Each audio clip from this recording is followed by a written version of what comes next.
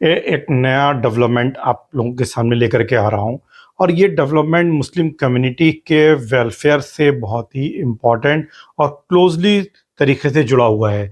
जिस तरीके से आज इलाहाबाद हाई कोर्ट की जो लखनऊ बेंच है, उसने मदरसा एजुकेशन बोर्ड 2004 का जो अधिनियम था, एक्ट था, उसको आज कैंसिल कर दिया है। और ये जो पिटीशन थी, उसने इस पर ऑब्जेक्शन लगाया गया था कि ये जो आर्टिकल 14 है उसके अगेंस्ट है, यानी राइट टू इक्वालिटी के अगेंस्ट है। आर्टिकल 15, 16, 5 और आर्टिकल 25 टू 30 जो कि हमारे रिलीजियस फंडामेंटल राइट हैं, उनके भी अगेंस्ट जाता है। और जो हमारा कॉन्स्टिट्यूशन का बेसिक स्ट्रक्चर है, उसमें सेकुलरिज्म जो है वो बहुत ही इम्पॉर्टेंट है और basic structure of the constitution है, जिसके चलते भी ये अगेंस्ट कॉन्स्टिट्यूशन है। इसलिए इसको हाई कोर्ट की जो लखनऊ बेंच है उसने अनकॉन्स्टिट्यूशनल डिक्लेयर कर दिया। लेकिन ये मैटर इतना सिंपल नहीं है, क्योंकि लगभग अगर हम यूपी में बात करें तो 24,000 से ज़्यादा जो है मदरसे हैं, जिनमें 16,500 मदरसे जो हैं ऐसे हैं जो मदरसा बोर्ड से जुड़े हुए हैं। और एक बड़ी संख्या में ऐसे मदरसे हैं जिन्हें गवर्नमेंट से फंड मिलता है। वहाँ पर हज़ारों की संख्या में जो है एम्प्लॉइज़ हैं, और उन एम्प्लॉइज़ में अगर हम 4 आदमी एक एम्प्लॉई के साथ जोड़ लें तो लाखों लोग हैं जिनका सब्सिस्टेंस जो है आज एट स्टैक हो गया है, दांव पर लग गया है। उनके सामने रोजी रोटी का मसला आ गया है। पूरे मैटर को समझने की कोशिश करेंगे कि आखिर ये निर्णय क्यों आया, क्या इसके पीछे का कारण था, उसको हम समझने की कोशिश करेंगे। और एक एक लेयर को समझने की कोशिश करेंगे, और किस तरीके से सुप्रीम हाई कोर्ट जो लखनऊ बेंच है, उसने ये डिसीजन लिया, और क्या आर्गुमेंट रखे गए मदरसा बोर्ड की तरफ से, क्या आर्गुमेंट रहा मदरसा बोर्ड टीचर्स एसोसिएशन की तरफ से, और गवर्नमेंट ने जो रिप्रेजेंट किया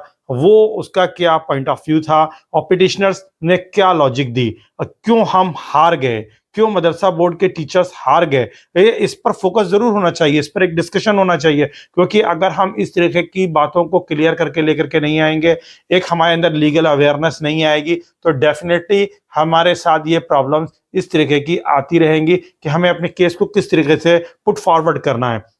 अगर हम 22 मार्च की बात करें तो इलाहाबाद हाई कोर्ट की जो लखनऊ बेंच है, उसने UP board of Madrasa education act और उस 2004 को जो है कैंसिल कर दिया, अनकॉन्स्टिट्यूशनल डिक्लेयर कर दिया। और कोर्ट ने यह भी कहा कि ये जो सेकुलरिज्म का जो प्रिंसिपल है उसको वायलेट करता है, उसका उल्लंघन करता है। यानी अगर हम बात करें धर्मनिरपेक्षता की या सेकुलरिज्म की, तो ये उसके भी अगेंस्ट जाता है। लेकिन ये क्या है यूपी बोर्ड मदरसा एक्ट 2004 का कानून, जिसको आज हाई कोर्ट की लखनऊ बेंच ने जो है कैंसिल किया है। एक्चुअल में 2004 में ये एजुकेशन एक्ट बनाया गया था, और राज्यों में जो अलग अलग स्टेट्स हैं वहां पर मदरसा की जो एजुकेशन है उसको कैसे बेहतर बनाया जाए, उसके लिए ये मदरसा बोर्ड एक्ट 2004 लाया गया था। अब अगर हम बात करें कि सरकारों की एक कोशिश रही है, उसमें सेंट्रल गवर्नमेंट भी है और उसमें स्टेट गवर्नमेंट भी है, और इन्होंने लगातार इस बात को फोकस किया है कि जो बच्चे मदरसे में जा रहे हैं, माइनॉरिटीज के जाते हैं, उन मदारिस के बच्चों को क्वालिटी एजुकेशन दी जाए, और वहाँ पर वो थियोलॉजी के साथ साथ एक मॉडर्न एजुकेशन भी पाएं।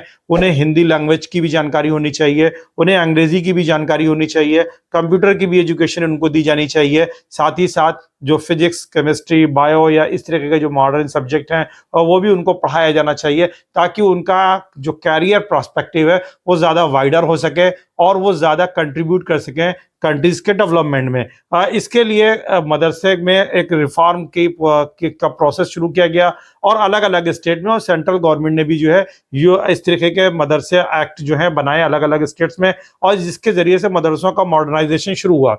अब इस मदरसे के मॉडर्नाइजेशन को अगर हम प्रेजेंट सेंट्रल गवर्नमेंट को देखें तो प्राइम मिनिस्टर नरेंद्र मोदी ने भी ये बात कही थी कि हम चाहते हैं कि देश का मुसलमान तरक्की करे, प्रोग्रेस करे, और उसके एक हाथ में कुरान हो और एक हाथ में कंप्यूटर हो, और इसके लिए मदरसे का मॉडर्नाइजेशन किया जाना बहुत जरूरी है। तो अगर हम इस पॉइंट ऑफ व्यू को भी ध्यान में रखें, तो अगर स्टेट गवर्नमेंट की तरफ से प्लीडिंग जो हुई है, क्या वो अगर सुप्रीम कोर्ट जाती है और सुप्रीम कोर्ट में जाकर के हाई कोर्ट के डिसीजन को चैलेंज करती है, तब तो उसकी एक गुडविल हमें समझ में आएगी। और अगर by the way supreme court नहीं जाती है और इस तरीके का कोई नोटिफिकेशन आ जाता है कि कल से मदरसे के जो टीचर्स हैं वो मदरसे में नहीं आएंगे, उन्हें सैलरीज नहीं मिलेंगी, और ऐसे बच्चे जो कि मदरसे में पढ़ रहे थे उनको हम किसी और जगह पर जो है एडजस्ट कर लेंगे, उनको समायोजित कर लेंगे। अगर ऐसा कोई डेवलपमेंट होने जा रहा है, ऐसा कोई नोटिफिकेशन आने जा रहा है, तो डेफिनेटली ये कहीं ना कहीं जो मुस्लिम बच्चे हैं जो कि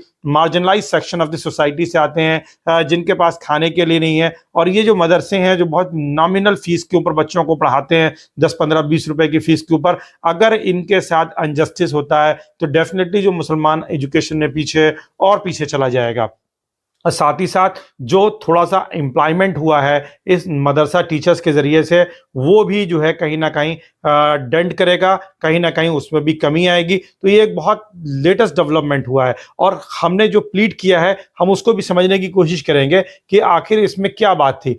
एक्चुअल में अगर हम इस बेंच के जो डिसीजन आया है उसके इम्पैक्ट की बात करें तो ये डबल बेंच थी, और इस डबल बेंच के फैसले से जो भी फंडेड मदरसे हैं उनकी फंडिंग बंद हो गई है। अब गवर्नमेंट से उन्हें किसी तरीके का कोई भी फंड नहीं मिलेगा, और ऐसे अब जो फंडेड मदरसे या अनुदानित मदरसे हैं वो अब खत्म हो जाएंगे। तो एक बहुत बड़ा ये मैटर आया है। पिटिशनर्स जो गए थे, शुभम सिंह राठौर जिन्होंने इस केस को फाइल किया था, उन्होंने इस मदरसा एक्ट को वायलेशन माना सेकुलरिज्म के लिए, क्योंकि वो उनका कहना था कि आर्टिकल 14 के अगेंस्ट जाता है, राइट टू इक्वालिटी के जाता है। आर्टिकल 15 जो कि जेंडर प्लेस, इसके बुनियाद पर किसी भी तरीके के, इसमें कई सारे सेगमेंट्स हैं, वो वायलेट करने को मना करता है, डिस्क्रिमिनेशन करने को मना करता है। 16(5) यानी राइट आर्टिकल 16 का जो सब सेक्शन 5 है, आर्टिकल 29 का सब सेक्शन 2,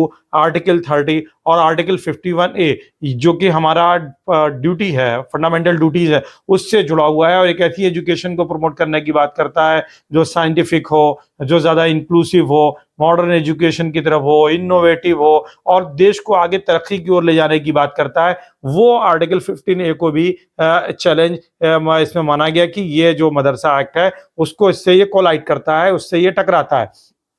रिप्लाई क्या दिया गया?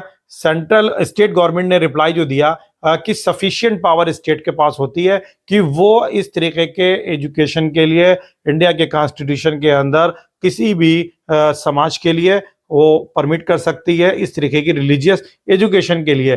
तो एक रिप्लाई तो ये आया। दूसरा रिप्लाई एक आर्गुमेंट में कहा गया कि ट्रेडिशनल एजुकेशन जो मदरसा बोर्ड द्वारा दी जाती है, या रिलेटिंग टू रिलीजन जो है, कल्चरल और लैंग्वेज से जुड़ी हुई जो एजुकेशन मदरसा बोर्ड या इस तरीके के जो रिलीजियस बोर्ड होते हैं उनके जरिए दी जाती है, वो समय के साथ बदलती नहीं है, वो एक तरीके की स्टैटिक एजुकेशन है। तो जो स्टैटिक एजुकेशन है वो उसके साथ कोई हम डेवलपमेंटल अप्रोच को अप्लाई नहीं कर सकते हैं, ऐसा उनका ये कहना था।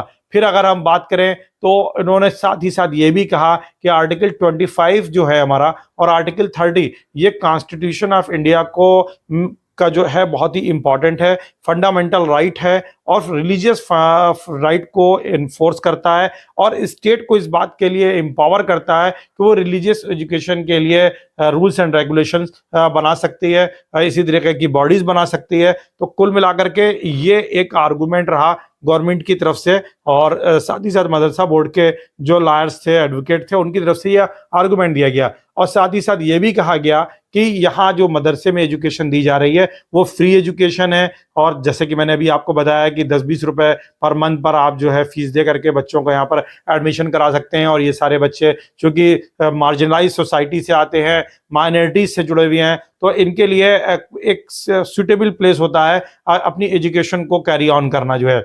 लेकिन और टीचर एजुकेशन एसोसिएशन जो थी उसने भी अपने ऑब्जेक्शंस दिए, और उनके टू प्रिलिमिनरी जो ऑब्जेक्शंस थे वो मेंटेनेबिलिटी भी थे। वो चैलेंज कर रहे थे कि इस तरह की पिटीशन को ही दायर नहीं किया जा सकता है और एक्सेप्ट नहीं किया जा सकता है क्योंकि ये मेंटेनेबल नहीं है। और उसके पीछे उनका रीजन क्या था कि जो पिटिशनर है वो एडवोकेट है और वो हाई कोर्ट में प्रैक्टिस करता है, जिसके चलते उसका कोई पर्सनल इंटरेस्ट नहीं है, और इसलिए इस पिटीशन को रिजेक्ट कर देना चाहिए। दूसरा, उन्होंने ये कहा कि अगर हम इस तरीके से मदरसा एक्ट को अनकॉन्स्टिट्यूशनल डिक्लेयर कर देंगे तो फिर जो है मदरसा पूरी तरीके से फ्री हो जाएंगे, एब्सोल्युटली फ्री हो जाएंगे, और इसके चलते जो है मदरसों पर कोई कंट्रोल नहीं रह जाएगा, और जो मदरसे के बच्चे हैं उनका इंटरेस्ट जो है कहीं ना कहीं वो हर्ट होगा।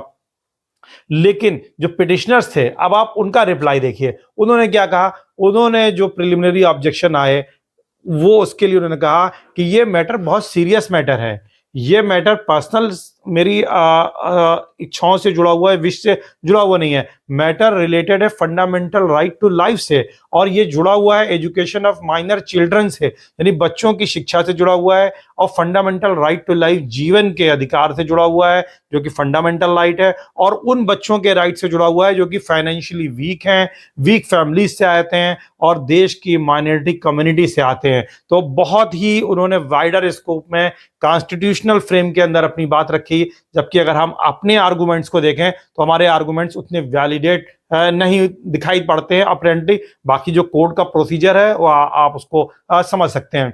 फिर उन्होंने साथ ही साथ ये भी कहा कि कोर्ट इसको एंटरटेन करे या ना एंटरटेन करे, ये कोर्ट के ऊपर है, लेकिन ये मैटर चूंकि जुड़ा हुआ है फंडामेंटल राइट टू लाइफ से और माइनर एजुकेशन से, इसलिए कोर्ट को इस पर सुनवाई करनी चाहिए। दूसरा, उन्होंने कहा कि यह, जैसा कि मैंने बताया, कि सेकुलरिज्म के खिलाफ है, और साथ ही साथ कहा कि इस कानून को जब हाई कोर्ट की लखनऊ बेंच ने अपना जजमेंट दिया तो इसको अल्ट्रा वायर्स डिक्लेयर कर दिया। अब अल्ट्रा वायर्स क्या होता है? एक्चुअल में ये एक लैटिन टर्म है अल्ट्रा वायर्स, और इसका मतलब होता है शक्तियों से परे या बियॉन्ड पावर जाकर के अब कोई ऐसा काम करना, कोई ऐसा डिसीजन लेना जो उसके शक्तियों से बाहर है, यानी बियॉन्ड द पावर है, और इसलिए कानूनी अधिकार की जरूरत होती है, लेकिन बिना अधिकार के ये काम किया जाता है। तो कुल मिलाकर के जो खंडपीठ थी उसने इस छात्रों के लिए ये बात प्रोविजन किया है, सरकार को आदेश दिया है, स्टेट गवर्नमेंट को, कि उनको जो फॉर्मल एजुकेशन सिस्टम है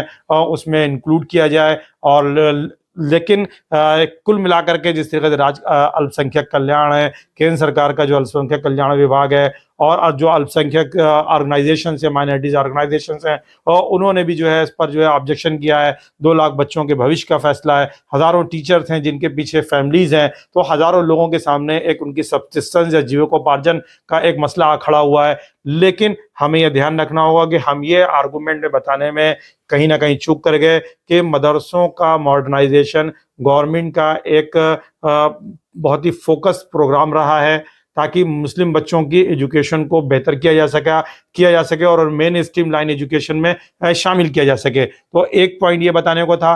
फिर ये मदरसे में जो टीचर्स हैं वो खाली मुस्लिम टीचर्स नहीं है, यहाँ बहुत सारे ऐसे टीचर्स हैं जो नॉन मुस्लिम्स हैं। दूसरी चीज, कई ऐसे देश में जगह हैं जहां पर इन मदरसों में नॉन मुस्लिम बच्चे भी एजुकेशन पा रहे हैं, तो ऐसे बच्चे भी हर्ट होंगे जो नॉन मुस्लिम है और जिनकी एजुकेशन के लिए कोई दूसरा सोर्स ऑफ एजुकेशन सेंटर नहीं है। ये भी हम बताने में कहीं ना कहीं चूक कर गए। तीसरा, सरकार की ये मंशा रही है कि एक हाथ में कुरान हो, एक हाथ में कंप्यूटर हो, और अगर हमको ये लक्ष्य हासिल करना है, ये टारगेट अचीव करना है, तो उसके लिए हमें मदरसों का मॉडर्नाइजेशन करना होगा, और उन मदरसों के मॉडर्नाइजेशन के लिए कोई ना कोई एक मैकेनिज्म होना चाहिए। उस मैकेनिज्म को कौन पूरा करता है? ये मदरसा बोर्ड का जो एक्ट है ये एक्ट करता है, यानी यूपी बोर्ड मदरसा एक्ट 2004 जो है वो ये मैकेनिज्म प्रोवाइड करता है। और अगर ये बोर्ड ही नहीं रहेगा तो फिर हम मदरसों का मॉडर्नाइजेशन कैसे करेंगे? ये एक बहुत बड़ा सवाल है, और ये प्रोसेस धीरे धीरे हो रहा है। और अगर हम 2-4-5 साल के पीछे के एरिया को देखें तो जिस तरीके से मदरसे के एग्जाम्स होते थे यूपी मदरसा बोर्ड के, वो उनमें अब एक क्वालिटी आई है, कहीं ना कहीं उनकी मॉनिटरिंग बढ़ी है। तो और जो फेक एडमिशन्स होते थे या फेक एग्जाम देने के लिए जो इनरोलमेंट्स होते थे, उन सब पर चेक किया गया है। तो कुल मिलाकर के धीरे धीरे मदरसे के बच्चे जो है मॉडर्न एजुकेशन की तरफ, धार्मिक एजुकेशन के साथ, रिलीजियस एजुकेशन के साथ आगे बढ़ रहे थे, लेकिन अब कहीं ना कहीं वो प्रोसेस पूरा रुक गया है। आपको ये हमारा एनालिसिस कैसा लगा आप कमेंट करके हमें जरूर बताएं, और हम इस पूरे जजमेंट का एक एक लाइन आपके सामने लेकर के डिटेल वीडियो आएंगे जिसमें पूरी चीजें आपके सामने स्पष्ट करेंगे। Thank you so much.